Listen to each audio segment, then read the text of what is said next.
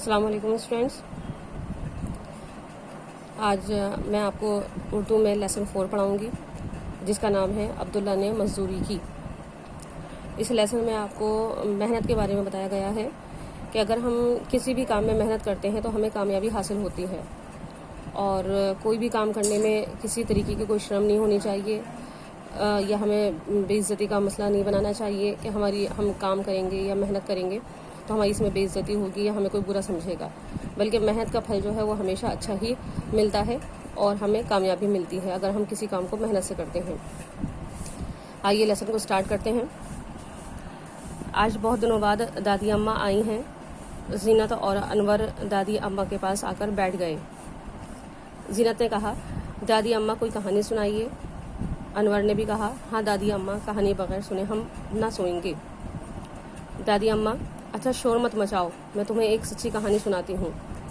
انور، ہاں دادی اماں، سچی کہانی سنائیے گا۔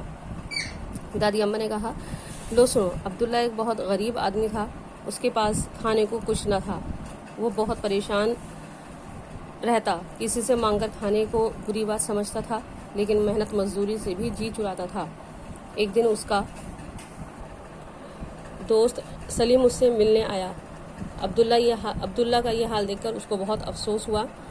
سلیم نے عبداللہ سے کہا، بھائی عبداللہ، تمہاری پریشانی دور ہو سکتی ہے، اگر تم مزدوری کرو تو میں تمہارے لیے کوئی کام تلاش کروں۔ عبداللہ نے جواب دیا، نہ بابا، مزدوری اپنے بس کی نہیں، خاندان والے کیا کہیں گے، ہر شخص مجھ کو حقیر سمجھے گا۔ سلیم نے کہا، میاں عبداللہ، محنت مزدوری میں کوئی ذلت نہیں، محنت کرو گے تو تمہیں پیسے ملیں گے۔ سلیم کے سمجھانے پر عبداللہ راضی ہو گیا۔ دوسرے دن وہ کپڑے کے کارخانے میں کام کرنے لگا، جہاں اسے روزانہ 100 روپے ملتے، اس میں سے وہ 60 روپے خرچ کرتا اور 40 روپے بچا کر رکھ لیتا۔ اس طرح کئی سال گزر گئے۔ اب وہ اچھا کھاتا، اچھا پہنتا اور خوش رہتا۔ زینت، واہ دادی اماں، آپ نے کتنی اچھی کہانی سنائی۔ دادی اماں، دیکھو بچوں، محنت کا پھل کتنا اچھا ہوتا ہے، مزدوری کرنے میں کوئی ذلت نہیں، محنت سے عزت ملتی ہے۔ تو بچوں، آج سے آپ عہد کریں، یعنی کہ پکا ارادہ کریں، کیا آپ اپنے گھر پر، دکان پر، کارخانے میں، اسکول میں کبھی محنت سے گریز نہیں کرو گے، یعنی گریز مانے پیچھے ہٹنا یا بات نہیں کرنا، اور محنت کر کے کمانے کو کبھی حقیر کام نہیں سمجھو گے۔ حقیر مانے چھوٹا۔ ایک اور کہانی سنائیے۔ بہت دنوں پہلے کی بات ہے، کسی شہر میں ایک بہت امیر آدمی رہتے تھے۔ ان کا ایک لڑکا تھا، اس لڑکے کا نام نسیم تھا۔ نسیم بہت نیک لڑکا تھا۔ ایک دن اس نے اپنے ابا جان سے کہا، نسیم نے کہا، ابا جی، عید پر مجھے بالوں والی ٹوپی لا دیجیے۔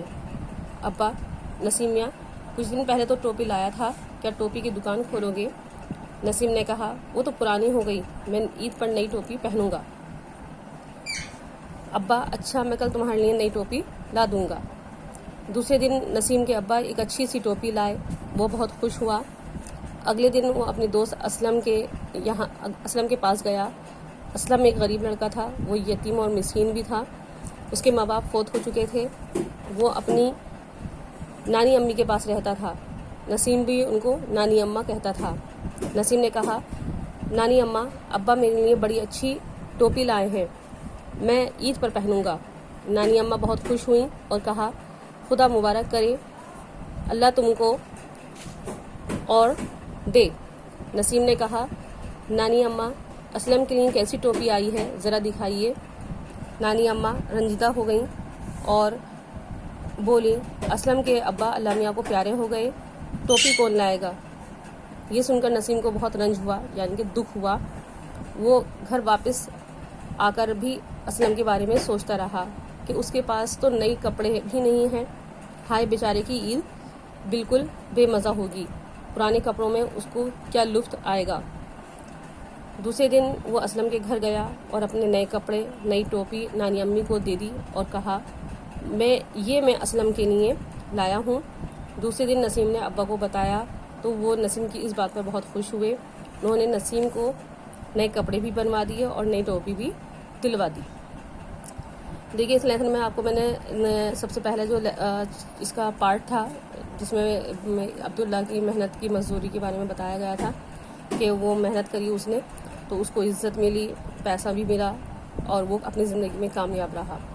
دوسرے پارٹ میں جو ہے وہ ایک بچے کے بارے میں بتایا گیا ہے کہ ہمیں نیک دل ہونا چاہیے، ہمیں ہمدرد ہونا چاہیے، غریب کے لیے، یتیم کے لیے، کسی کے لیے بھی نیک دل اور ہمدرد رہیں ہم، اور اپنے پاس اگر اتنا ہے کہ ہم کسی کی مدد کر سکتے ہیں خوشی خوشی تو ہمیں دوسری کی مدد ضرور کرنی چاہیے، چاہے وہ کوئی بھی ہو۔